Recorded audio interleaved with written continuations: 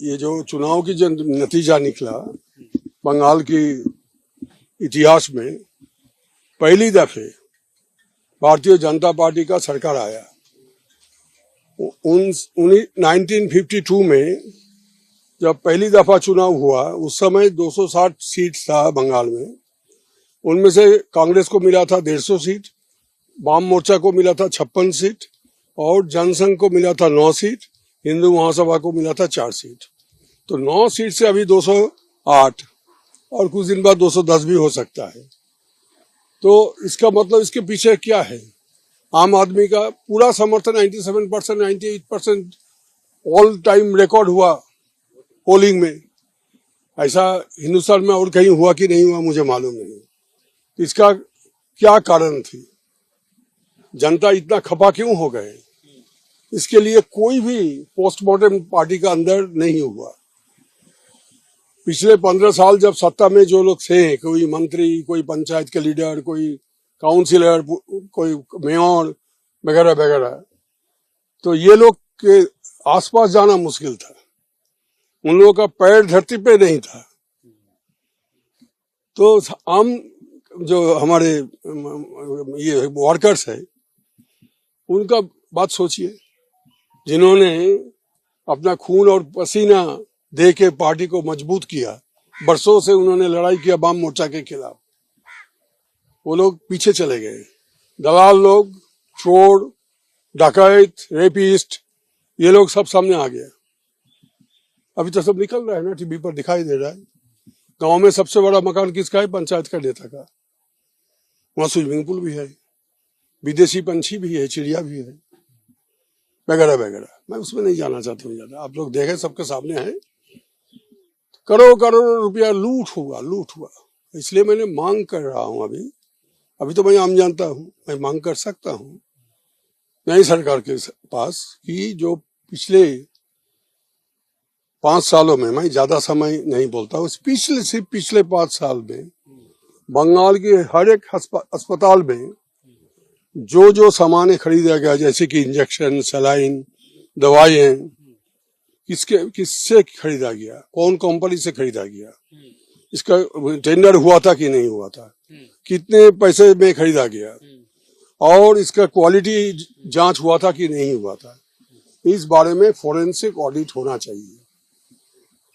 आपको लग रहा है भ्रष्टाचार हुआ है? ये तो सब जानते हैं। और भी आरजीकर में दादा आप सबसे पहली बार रास्ते पे उतरे थे, आपको देखा गया सड़कों पे, आप सरकार के खिलाफ विरोध किए थे। देखिए, लड़की को न्याय मिले। हाँ, रेप और मर्डर का इंसिडेंट हमारे देश में बहुत हुआ है। ये सब, इससे ज्यादा घिनौना काम और कुछ नहीं हो सकता है समाज में, लेकिन हुआ है दादा। और तो अर्ज सुनिए, जल्दी मत कीजिए। आरजीकर में जो हुआ था, उसका असर देखिए, सिर्फ आरजीकर के लिए नहीं था। वो एक तो दिल में हजारों कारण था जिसके लिए आम जनता खपा हो गए थे। वो नहीं निकल रहा था। जैसे आरजीकर घटा, सारे जनता सड़क पर आ गए। जो लोग जिंदगी में कोई जुलूस में नहीं गए, कोई आम सभा में नहीं गए, कोई पॉलिटिक्स के साथ जिनका कोई नाता नहीं है, वो लोग भी सारी रात, डॉक्टर लोग भी सारी रात सड़क पर रहे। 1 दिन नहीं, 4 दिन नहीं, 5 दिन नहीं, हफ्तों भर, 10 दिन, 15 दिन। और इसका असर सारा हिंदुस्तान में पड़ा, सारा दुनिया में पड़ा। दुनिया में जहां भी हमारे प्रवासी भारतीय हैं, वो लोग भी वीकेंड में प्रदर्शन किया।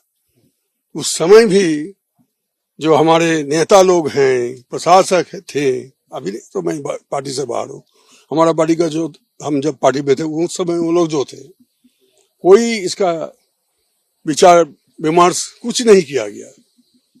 इतना क्योंकि उसका पावर मस्तिष्क माथे पे अंदर चला गया कि हमको कोई कुछ करने वाला नहीं है दुनिया में। अरे भाई, आम जनता ने तुमको चुन के भेजा है। जिन्होंने भेजा है उन्होंने तुमको नीचे गिरा दिया। अब देखो कैसे गिराया। 97% पोलिंग, 98% पोलिंग। और मैंने जो हिसाब दिया, शुरू किया था 1952 9 सीटों से, और 75-78 साल में वो 208 हो गया। ये क्या मैजिक है क्या? आप क्या करेंगे? इस्तीफा दे देंगे? और संपत्ति की जांच होनी चाहिए, सबको होना चाहिए। आपके जो लोग मिनिस्टर थे, पंचायत के नेता थे, नेशनल लीडर थे, इंटरनेशनल लीडर थे, उन सबको मेरे भाई सब जांच करो।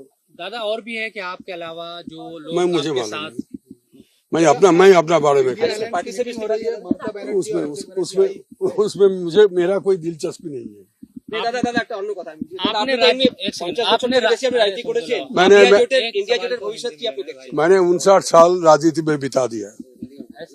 हाँ, मैं हाँ 59 साल मैंने राजनीति में बिता दिया और ऐसे जोट फोट अलायंस वगैरह बहुत हुआ है। ये पहली दफे नहीं हो रहा है, बहुत दफे हुआ है। उसका नतीजा में हमने कभी सफल हुआ, कभी विफल हुआ, लेकिन ये तो अभी शुरुआत ही नहीं हो पा रहे हैं। डीएमके ऑलरेडी गॉन, अब उसको filling the vacancy, filling the gap, कुछ दूसरा पार्टी को अभी देखा जाए बहुत एक्टिव हो गए। नतीजा तो वही होने वाला था जो पिछले दिनों में हुआ है। দাদা ইন্ডিয়া জোটের ভবিষ্যৎ কি तो मैंने बोल दिया বাংলাতে ইন্ডিয়া জোটের इंडिया রুকো यार ইন্ডিয়া জোটের ভবিষ্যৎ এই গত যেদিন থেকে তৈরি হয়েছে ইন্ডিয়া জোট, প্রত্যেকটা নির্বাচনে সেই জোটটা কোনো সদর্থক ভূমিকা পালন করতে মানুষের কোনো সমর্থন পায়নি।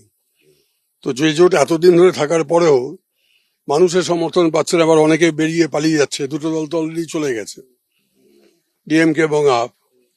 দেখুন, দেখতে থাকুন, ওরা ওই নিয়ে আনন্দে থাকুক, আমরা জোটে আছি। এখন গাড্ডায় পড়ে গেছে, গর্তে পড়ে গেছে, তো জোট করে যদি একে অপরকে আঁকড়ে থেকে বাঁচা যায়, কিন্তু ওঠাবে কে ওপরে? ওঠাবে তো মানুষ। মানুষ যদি ওঠায় বাঁচবে, আর যদি মানুষ যদি ওখানে রেখে দেয়, তো ওখানে কবর হয়ে যাবে।